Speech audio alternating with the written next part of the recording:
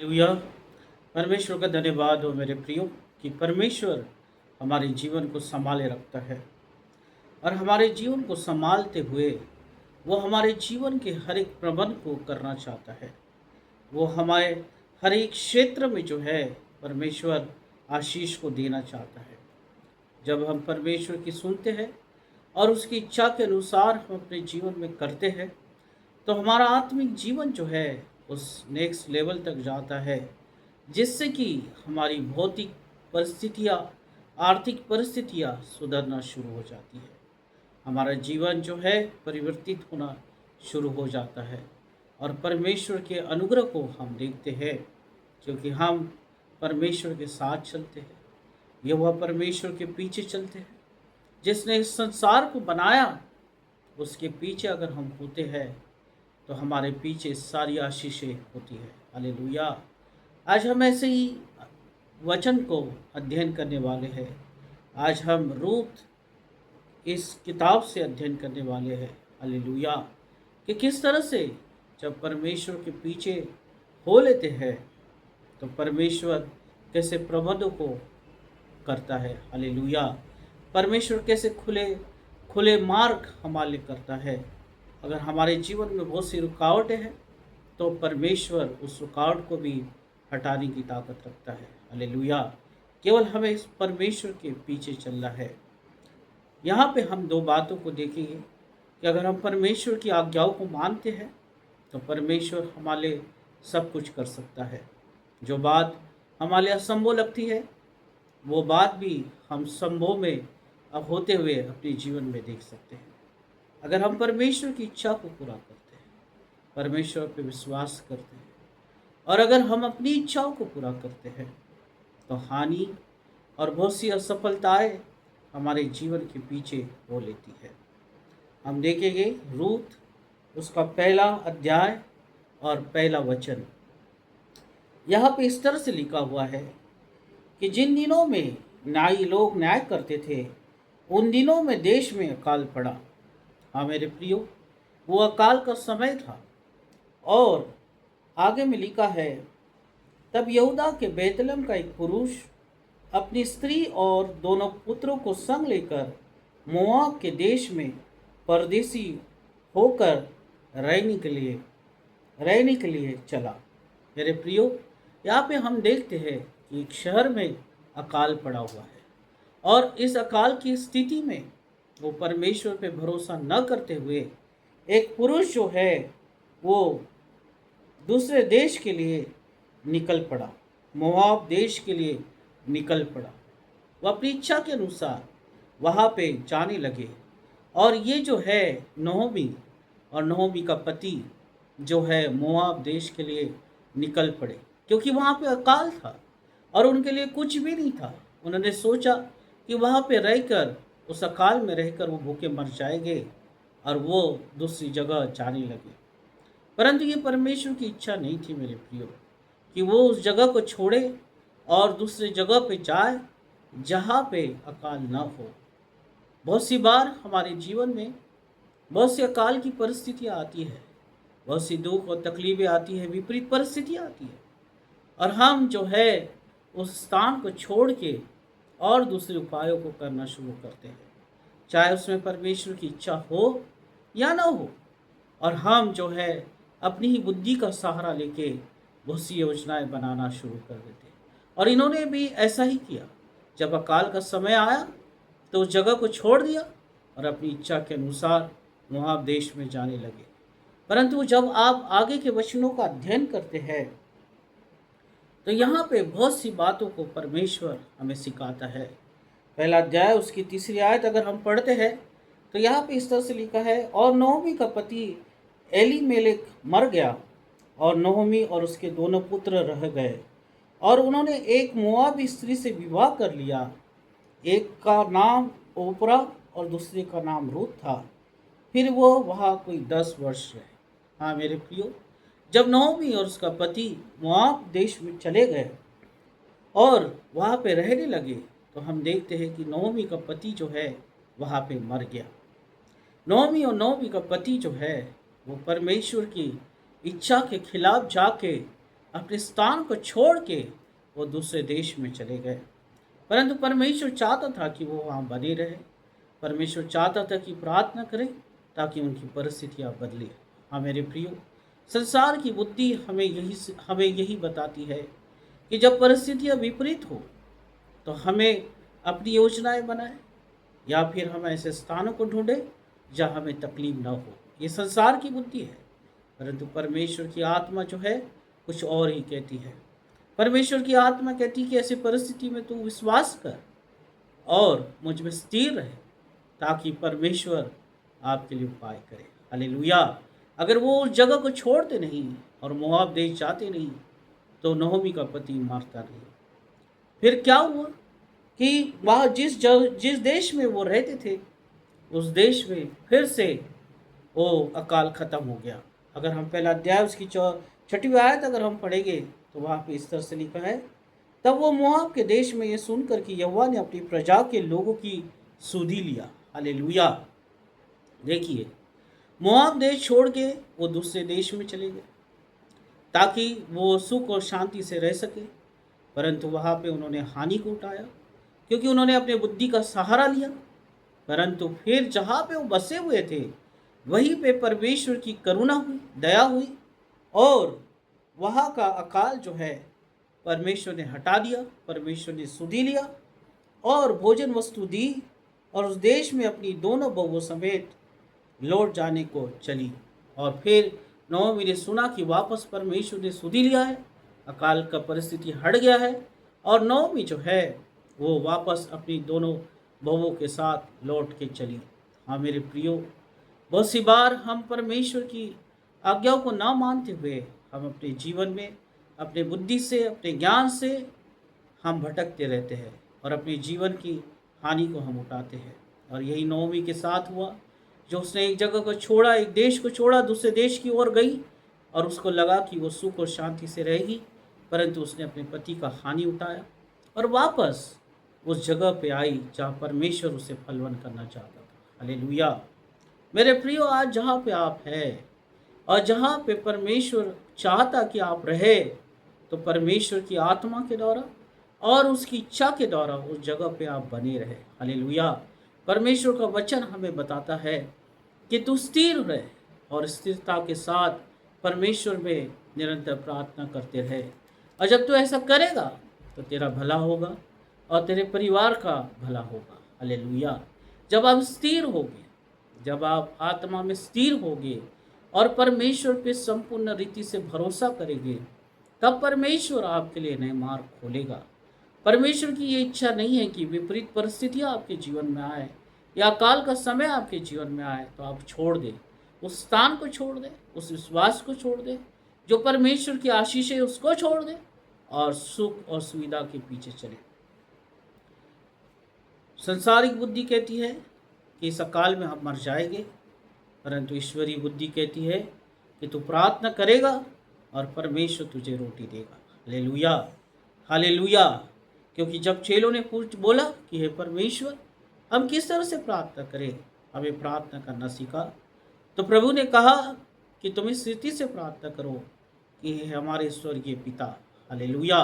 प्रभु ने सबसे पहला जो शब्द इस्तेमाल किया, ये हमारे स्वर्गीय पिता। हाँ मेरे प्रियो, वो हमारा स्वर्गीय पिता है, वो हमारा बाप है। हम जो चाहे उसे मांग सकते हैं। उसने अपने पुत्र होने का अधिकार हमें दिया है।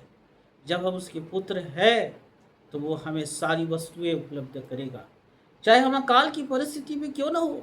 अगर हम परमेश्वर के पास जाते और कहते कि हे मेरे पिता, तू मुझ पे दया कर, मुझ पे करुणा कर और इस अकाल की परिस्थिति को दूर कर, तो आपके जीवन में जो हानियाँ होनी थी, वो हानियाँ आपके जीवन में नहीं होगी। और फिर से नौमी उसी जगह पे आई और हम देखते मेरे प्रियो कि जब नौमी ने कहा कि तुम अपने अपने घरों में चले जाओ, अपने दोनों बहुओं को जब नौमी ने कहा कि तुम अपने घरों में चले जाओ और मेरे पास अब कुछ नहीं है तुम्हारे देने के लिए और ना तुम्हारा भला मेरे साथ रहकर हो सकता है, तो उसमें कि जो बड़ी बहू है नौमी की, वो वापस अपने देवताओं के पास चले गई। अगर हम दूसरा अध्याय और पहले अध्याय के आगे हम पढ़ते हैं तो यहाँ पे इस तरह से लिखा है पहला अध्याय उसकी 14वीं आयत में लिखा है, तब वे फिर से उठी और ओरपा ने तो अपनी सास को चूमा, परंतु रूत उससे अलग न हुई। तब उसने कहा, देख, तेरी जिटानी तो अपने लोगों और अपने देवता के पास लौट गई है, इसलिए तू भी चले जा। परंतु रूत ने ऐसा नहीं किया। उसकी बड़ी बहू जो है वो लौट गई, अपने पुराने जीवन में लौट गई, अपनी देवी देवताओं के पास लौट गई, और उसके लिए अब कुछ भी नहीं बचा था। हाँ मेरे प्रियो, अगर हम आज प्रभु को जानते हैं और प्रभु पे विश्वास करते हैं, और अगर हम पीछे हटते हैं, तो हमारे लिए वो आशीष, वो जीवन नहीं बना रहेगा। परंतु रूत ने ऐसा नहीं किया। रूत ने कहा, तुम मुझसे ये विनती न कर कि मुझे त्याग या छोड़कर लौट जा, क्योंकि तू जिधर जाए उधर मैं भी जाऊंगी, जहाँ तू टिके वहाँ मैं टिकूंगी। तेरे लोग मेरे लोग होंगे और तेरा परमेश्वर मेरा परमेश्वर होगा। हालेलुया। ओ राबा सुंदर लोगो, जो यहोवा परमेश्वर के पीछे चलते हैं मेरे प्रियो, उसके लिए जो है बड़े उपाय परमेश्वर करता है। अगर आज आप परमेश्वर के पीछे है, परमेश्वर आपके लिए उपाय करेगा। कोई लक और कोई किस्मत आपके साथ ना होगी, परंतु परमेश्वर आपके साथ है। हाँ मेरे प्रियो, जिसने परमेश्वर ने जो आशीष आपके जीवन में दी है, और रूत के समान अगर आज आप कहते हैं कि तेरा परमेश्वर मेरा परमेश्वर है, ओ मैं यहोवा परमेश्वर के पीछे चलूंगा, तो परमेश्वर प्रबंध करेगा। हालेलुया। अब परिस्थितियां जो है इनके विपरीत है मेरे प्रियो।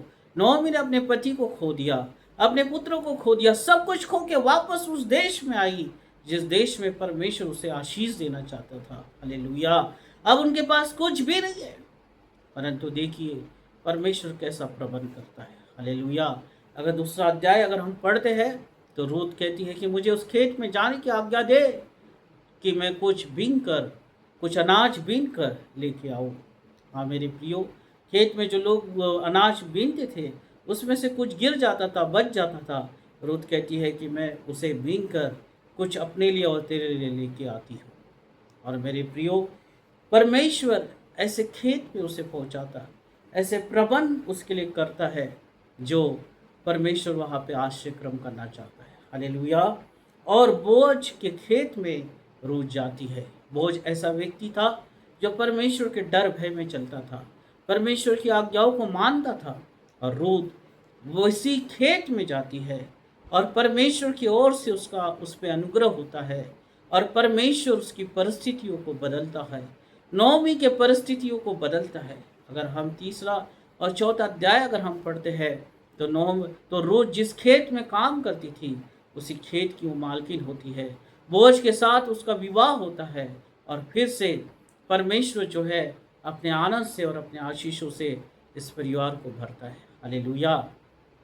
आज परमेश्वर की आत्मा इस वचन के द्वारा कहती है कि अगर आप अपनी बुद्धि का सहारा लेते, संसारिक बुद्धि का सहारा लेते हैं, और आपको जो लगता है वो करते हैं, तो मेरे प्रियो नौमी के समान आज अपने जीवन में आप हानि को उठाएंगे। वो आपके जीवन में शांति और आनंद नहीं होगा, क्योंकि आप परमेश्वर को छोड़ के किसी और दूसरे स्थान पे जाने की कोशिश कर रहे हैं।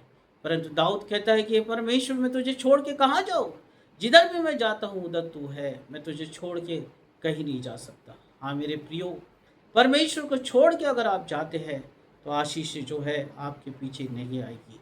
परमेश्वर आपके जीवन में प्रबंध नहीं करेगा। उसकी बड़ी बहू जो है ओरपा, वो अपने देवी देवताओं में लौट के चले गई, और आशीष उसके साथ नहीं बनी रही। हो सकता कि उसका जीवन नाश हो जाए, हो सकता कि वो फिर से उस अकाल की परिस्थितियों में चले गई, क्योंकि उसने परमेश्वर को छोड़ दिया, परमेश्वर की आशीषों को छोड़ दिया। जिस स्थान में उसे बने रहना चाहिए था, उस स्थान को उसने छोड़ दिया। परंतु रूत नौमी को कहती है कि अगर मैं चले जाऊंगी, तो मैं अपने परमेश्वर यहोवा से दूर हो जाऊंगी। हो सकता कि मैं अपने घर में, अगर मैं अपने घराने में लौट जाऊं, तो हो सकता कि मैं परमेश्वर से दूर हो जाऊं, और मुझसे प्रार्थना करने का मौका मेरे जीवन से दूर चले जाएगा। परमेश्वर के प्रबंध को मैं देख नहीं पाऊंगी।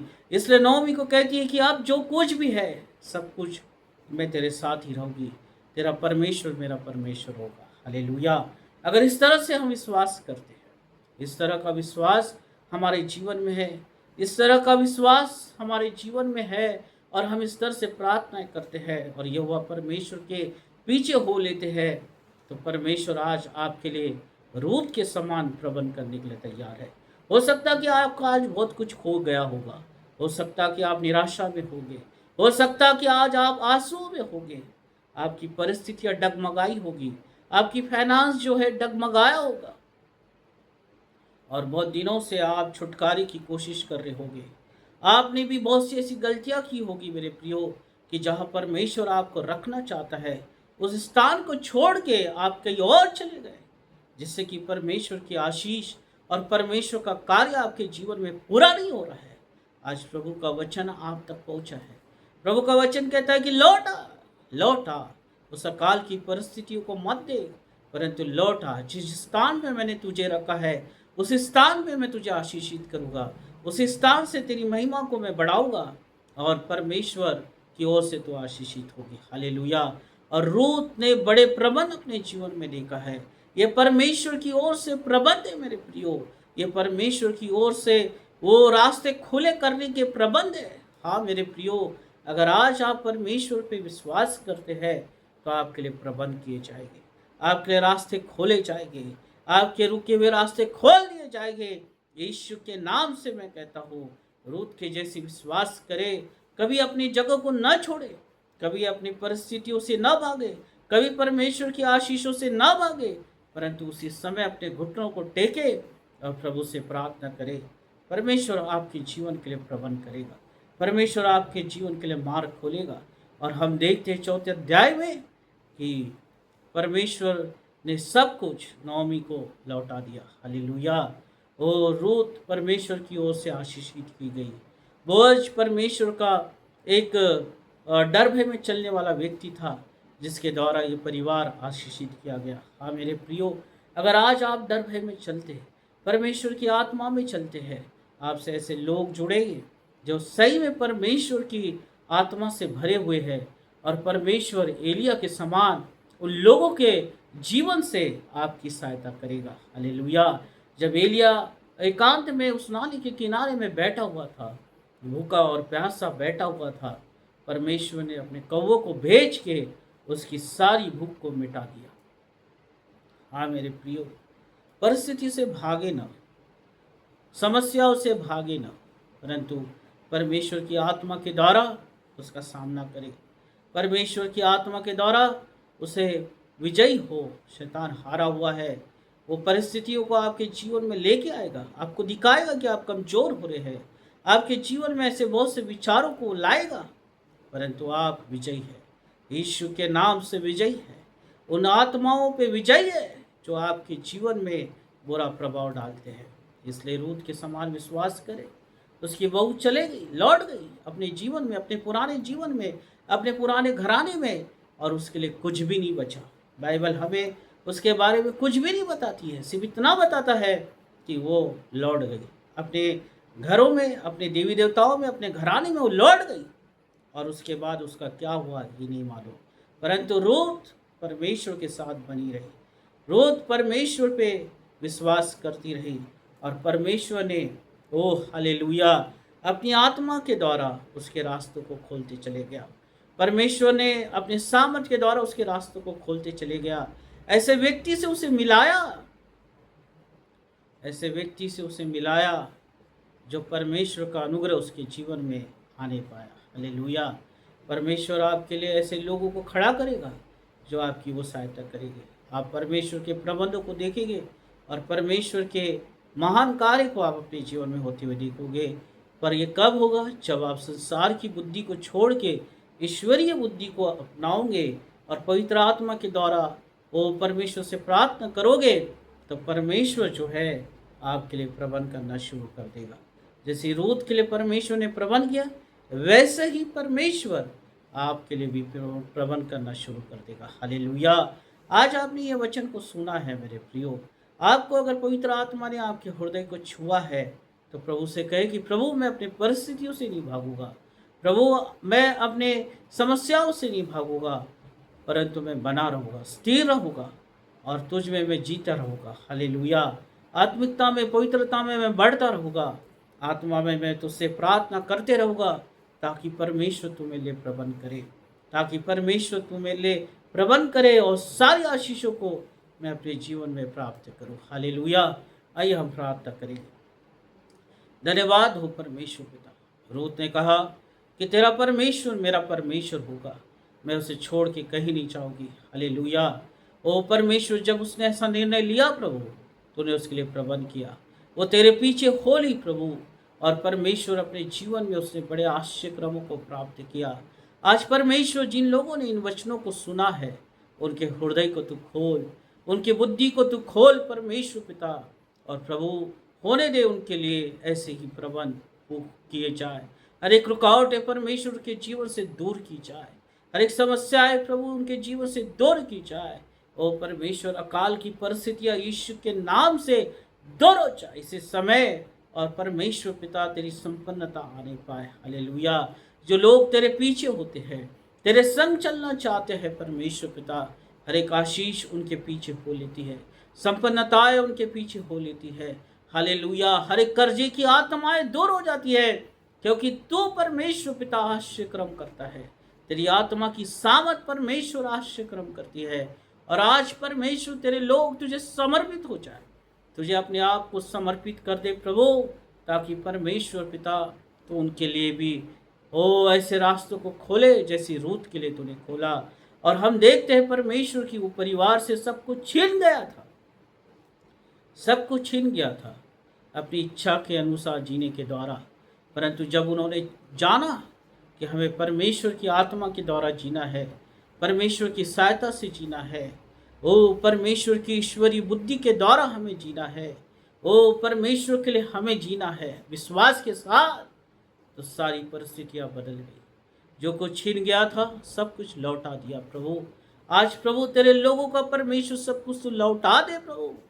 ओ परमेश्वर, दुखों को और तकलीफों को दूर कर, और तेरी शांति और तेरा आनंद परमेश्वर तेरे लोगों के जीवन में आने दे। हालेलुया। धन्यवाद करता हूँ प्रभु यीशु के नाम से। आमीन आमीन। प्रभु आप सबको आशीषित करे। हालेलुया।